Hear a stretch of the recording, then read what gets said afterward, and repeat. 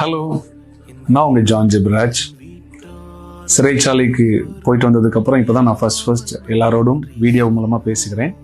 என்னை நேசிக்கிற உலகம் எங்கிலும் இருக்கிற எல்லா நல்ல உள்ளங்களுக்கும், அன்பு உள்ளங்களுக்கும் நன்றி. எனக்காக ஜெபித்தவர்களுக்கு, பிரார்த்தனை செய்தவர்களுக்கு, கடவுள்கிட்ட வேண்டின எல்லாருக்கும் நன்றி. எனக்காக அக்கறை கொண்ட, கரிசனை கொண்ட, என்னை விசாரிக்க முயன்ற, எனக்கு கால் பண்ணி மெசேஜ் பண்ணி, இல்லை என் குடும்பத்தினருக்கு, என்னை அறிந்தவர்களுக்கு ஏதோ ஒரு விதத்தில் தொடர்பு கொண்டு என்னை பற்றி விசாரித்த எல்லாருக்கும் நன்றி.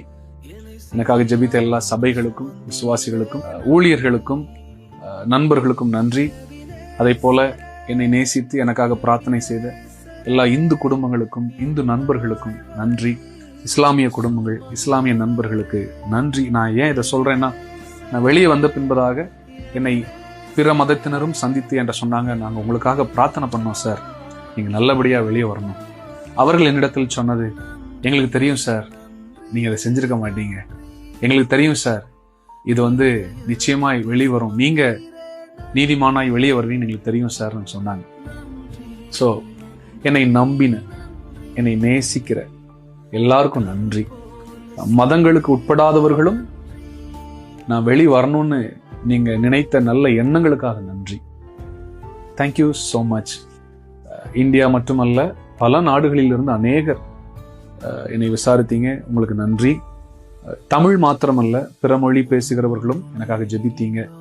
People from Telangana, Andhra, Karnataka, Kerala and North India and every part of India and all over the world, people who don't even know Tamil, because you are blessed by our ministries and our songs, you took time to inquire on us. Thank you so much. I am safe by the grace of God.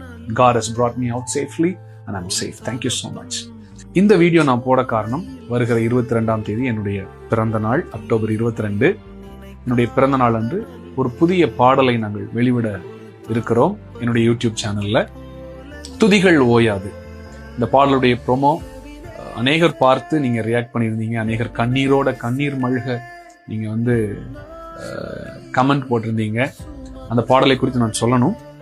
இந்த பாடல் நான் சிறைச்சாலையில் இருக்கும் பொழுது நான் பிரசங்கித்த அநேக பிரசங்கங்கள் எனக்கு ஞாபகம் வந்தது. குறிப்பாக ஆவியானவர் அதை ஞாபகப்படுத்தினார்.